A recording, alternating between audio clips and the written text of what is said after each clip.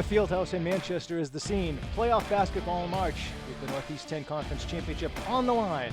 Southern New Hampshire and St. Anselm coming up next. Walters inside. Gets his own miss and tips it home. St. Anselm, they got a good start. It's important for them because you don't want to get down that path where you're like, uh-oh, here we go again, where they dug themselves a big hole in the first half when they met a week ago over there in Stoughtonburg. And another two for Andrews, a nice isolation feed. If you're Stan Spiro, you couldn't have dreamt up a better scenario. Thornton gets a clean look from the elbow and gets a very kind bounce to get the Hawks on the scoreboard. Big basket there for the Hawks to get them on the board. Yeah, they needed something to get themselves on track, but quickly at the other end, Andrews gets it back. He and Walters have dominated the game so far. Cody Ball tees up a three, and finally the Hawks get a trade, a splash, so a quick five out of the break. Flores misses the drive. Taggart rebounds, looks up court. Cody Ball ahead of everybody. Well delivered by Taggart for two. Walters misses the jumper. Oliveira was a starting point guard for a while. Picked up a knee injury at Bentley. He's back in the rotation now. Ball, another open three right side. He's feeling it. So it remains just Andrews and Walters scoring for the Penmen. Gears in transition, pull up Trey, knocks it in. Zigzag move from Flores, misses it. Walters has it back for Gilligan, and he gets his first basket of the game. Taylor Fortin bottoms out the three, his second of the game, and quietly he's got 8. And another rejection, this time it's Taggart sending back Gilligan's effort. In transition, Fortin goes to the cup. Couple of tips, and it's Braley with his second. You know, you look at their guards, guys like Ball and Gears especially are still good-sized players at their position. Taggart behind the screen, he's feeling good too, drills the three. Ball again for three on the kickout from Gears, and he knocks home his third triple of the game. St. Anselm 10-5 on the road, so no stranger to winning on their travels. Shot clock down to 3. Flores has to take a difficult turnaround. There's your result. Nice touch by Dimitri Flores. Penmen create the turnover. Walters in transition, slides to the cup. Gilligan on the ball rotation, doesn't force it. Flores does, and he gives the Penmen the lead. Andrews misses the drive. Walters stays with it. Andrews again, determined. Oh, what a sweet move that was from Day-Day Andrews. Fortin all the way, baseline, Ball for three, splashes it home. Long rebound grabbed by Taggart, and a great jump stop. Taggart is playing hard. The trailer, Ball for three, there's another one, his 5th of the game. Gilligan's three is rejected by Taggart. They'll try to win the race down court. Gilligan gives the foul, and one. Oh, play by Harrison Taggart, the rejection, and the bucket at the other end. Taggart's free throw misses. Harris in the corner, gets 3 back. The Penmen desperately needed that. Harris tees up a 3 from the right and knocks it in. Another big 3 from Jerome Harris. Gear splits a couple of defenders and finishes off a tough drive in the lane. Oliveira with the shot clock down to 10.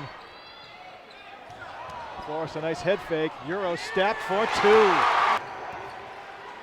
Hawks try to attack him immediately. Gears inside, misses the turnaround. Ball comes to him fortuitously and he banks it in.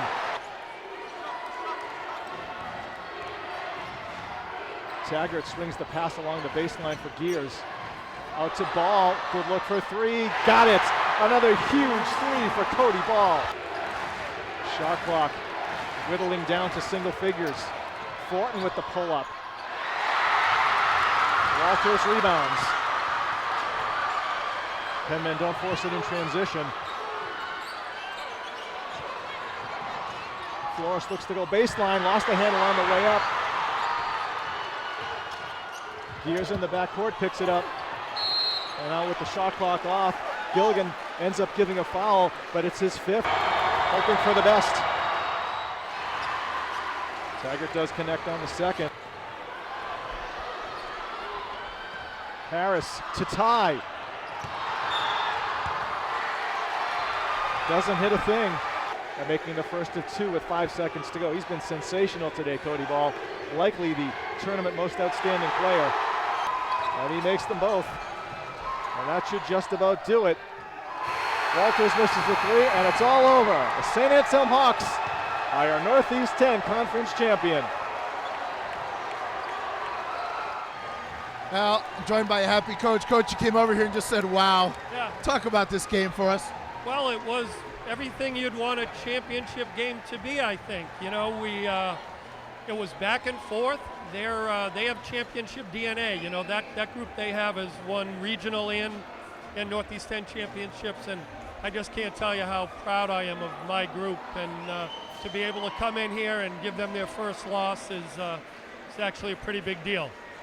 Coach, I don't want to get too much into it, but talk about your last 12 months with this program and what it means to climb to the top of the NE10 conference. Yeah, I mean, it's a great question. It's been a hard 18 months. I mean, it's I think it just goes to show how strong our program is in the type of character that we have, that we never got distracted. We've just, no matter what's happened to us, we've kept our eyes on the prize, and these kids have just been incredible. And Cody has been incredible through this whole tournament. Coach, we're going to hear from Cody, but briefly, give us a couple words about how he played this week. I mean, unbelievable. It's, you know, we thought when we took Cody, he was going to be terrific, and then as this year went along, and he just gained his confidence, and you know, if he's not the MVP of this tournament, I don't know who is. Well, I voted for him. I'll tell you that, Coach. Congratulations. Go collect some hardware. Thank you. Good to see you. We're going to be joined by Cody Ball here after a hug by his coach. Special moment. Hey, congratulations, young man. First of all, talk about this win before we talk about your performance individually. I mean, coming here, anytime you come to SNHU, it's always a tough environment.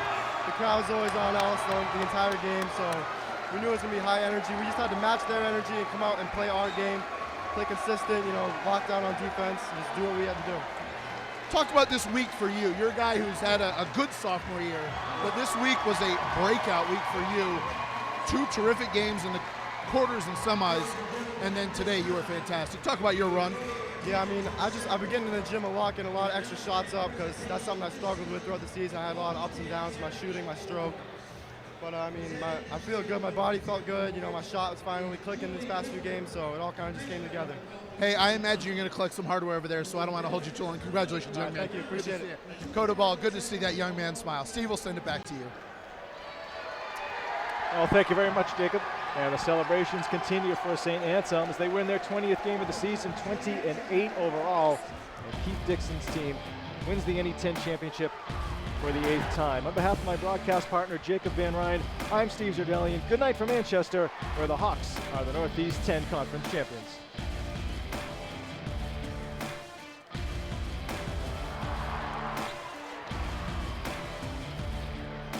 Get it? Are we done? Are we done?